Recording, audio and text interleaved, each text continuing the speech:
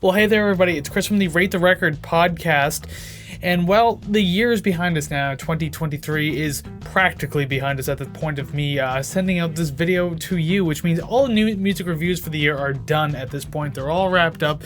So we got to do what we did last year. Savannah and I will each make our own video for this, but we're doing our top 5 best songs on the NMR for 2023. So all the new music that we listened to, there were some really good ones, there were some duds, but we got to take those really good ones and put them somewhere up high to show you which ones were the best of the best. Savannah's gonna have her own, remember that, so you can always check that out, but this one's mine, so let's go ahead and take a look at a few things, shall we? Also, let's be clear on the rules. First off, and very, very important, rule number 1, I have not listened to every single new song this year, so there's tons out there that I haven't covered. You're probably gonna be like, what about this song, that one, or the other one? Well, guess what? Chances are I didn't hear it or it didn't make the cut.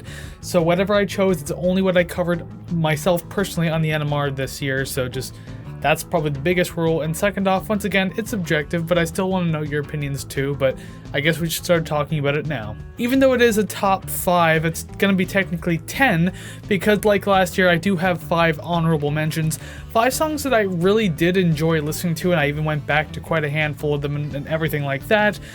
But they just weren't enough to crack that top 5 space. So in no particular order, the 5 honorable mentions I want to mention right now are Cockroach by Mia Folick, Hot Off the Log by Flagman, Liquefied Remains by Squid Pisser, Follow the Hawkmoth by Nyos, N-Y-O-S, I still don't know how to pronounce that even after all this time, and finally Mindful Solutionism by A$AP Rock. So those are 5 in no order, honorable mentions, still fantastic tracks worth checking out, but just not in my personal top 5. So which ones are they? Well, I guess we're gonna find out now. So coming in at number 5 is Negative Witness by Cos Sylvan.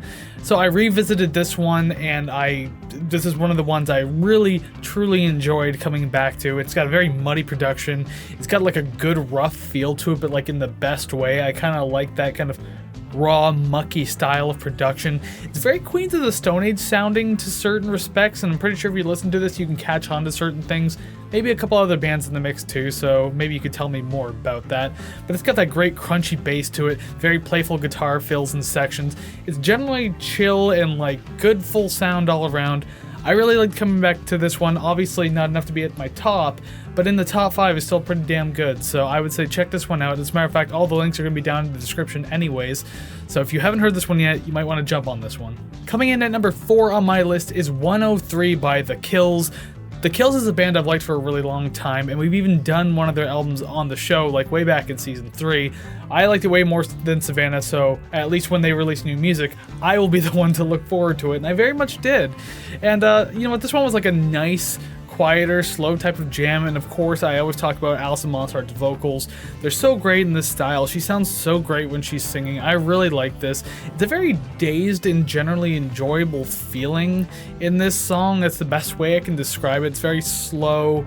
It's almost kind of like, I don't know, I have no better way to describe it. I was gonna say a hiccup of sound, but that doesn't even make sense. Very dazed. I already said that. That's the best way I'm gonna describe it. And the best part about this track is you're not left feeling like you've had too little or too much. Like, it's just the perfect amount of everything. It doesn't go overboard or anything like that. So I love this song. Very easy to go back to. Glad to do it again. And still gonna check out the entire album though. I haven't done that yet, but in the meantime, 103, fantastic track. Check it out. Coming in at number 3 on my list, the bronze medal on the podium for my top 5 new tracks of the year is Dancer by Idols. Now, if you've watched any of our bonus content that we've released so far for Season 5, now that our podcast is over for the time being, Idols came into my number 1 of my favorite song of the podcast for Season 5. That was the song Colossus. This is a brand new one. So it's funny how it made it that list. It made it onto this list a little lower, but you know what? 3 is still great to me anyway. It's a very fun, dancey, and like accessible track. I say like most Idols tracks are accessible, But this one's just so much catchier, so much more fun. It's not as aggressive as other Idols tracks, so I think it's a lot easier to get into. And like, even with the noisy production of the chorus itself, because in the chorus you hear like a lot more background noise while the hook and everything is going on, I think it still works really well. The vocals are so damn fun in this song. Like, Joe just absolutely killed it. He sounded like he had like a really fun and awesome time going through some of these takes, so I can only imagine what it's like to be a fly on the wall for these sessions. I really hope that some sort of like documentary comes up for the making of this album. And obviously it's not the best track of the year, but again, bronze medal on my podium. Great thing. I love going back to this one. Still very excited for the new album. Grace was a great single that just came out recently that I did for an NMR. So gotta wait until February for the rest of it. So hopefully it's good. Hopefully it's great, because this is a great indicator. Dancer's fantastic. So number 2 on my list, the silver medal on the podium, is Invisible Hand by Crosses. I really love the experimental, like electronic and sometimes bordering industrial nature of this track. There's definitely vibes of both of them in there, something I can really appreciate. And for example, like those super heavy bass hits that are like really badass and aggressive that you hear through most of the track, I think that's fantastic. It's really cool and works really well here. And this song has a great mix of like aggression but yet pleasant flowing sound to it, and it makes it really interesting to get through and like go back to if you've listened to it even once. So I'm glad I found this song. I hadn't even heard of Cross. It's like, obviously I know who like Chino Marino is, or I probably didn't even say his name right, but regardless, lead singer of Deftones. Didn't even know he was doing this project. I didn't know they existed. Found this year. Really happy to. So now I'm gonna go back through the Cross's discography, even though apparently it's not that big. So that's even better. Like, less time spent listening to the music, and I can just like appreciate each song. But this one in the meantime, fantastic. It's silver, and there's only one song this year I thought was better than this. The number 1 song that I did on the NMR for 2023, the gold medal, is Sunset Burial by Spotlights. Now, I think I may have posted my Spotify Unwrapped on our Instagram story at some point, and Sunset Burial was actually song number 4 in my top streamed songs of the year, so it's absolutely no surprise that it came into this list. And just like last year's top NMR for me, I think Sweet Dreams of Otherness by Alexisonfire was my number 1 on that list and my number 1 on Spotify Unwrapped, so no surprises there, no surprises here. It just fits, it just works. The dark and dreary atmosphere mixed with like the heavier and sludgier passages mix so well together in this track. It kind of brings you back and forth to both of them like kind of appropriately. And even like, I think the chorus is like a good mix of those two feelings too, so that's really cool. I love the call and answer in the chorus between Mario and Sarah, obviously lead vocalist, guitarist, and backup vocalist and bassist. I think that sounds really good. All the instrumental passages in the chorus are fantastic too. I love the progression of everything, that like minor dropping progression. The drums sound fantastic in this song. Like I really like this one. It's exactly what this song needs in the end. Like there's no bullshitting, there's no under or over cutting anything. Like everything in this track feels so appropriately placed and done. I think it's great. Excellent building all around. The atmosphere is just gradually getting thicker as the song goes. It's just so good. I have not stopped listening to it. I still haven't stopped listening to it. Like, the whole album is fantastic. I've actually listened to Alchemy for the Dead. It's amazing, and thankfully I got to see them on tour while they were playing this album. I even met the band, so that was even better.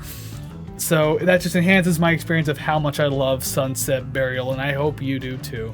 Alrighty then, I am done rambling now, but that is my top 5 NMR songs for the year, the best new songs I've heard in 2023. So what do you think? What do you think of my list? Do you like any of these songs? Do you have opinions on them? Do you agree or disagree with me? What songs would you add to your own top 5 for the year of 2023, whether I heard them or not? Let me know down in the comments below. I'm always curious to know, and maybe you can give me more things to check out as well. I'm always down to, especially since the podcast is on a break right now. I've got plenty of time to listen to new music, so send it my way if your list looks completely different from mine. I'm very curious. Social media is another good place where you can let me know your opinions on these kinds of things, and you can find all of our social media links, all of our streaming links, and all the other bonus stuff that we got going on over at ratetherecord.ca. I would suggest checking that out. There's so much to see and do over there.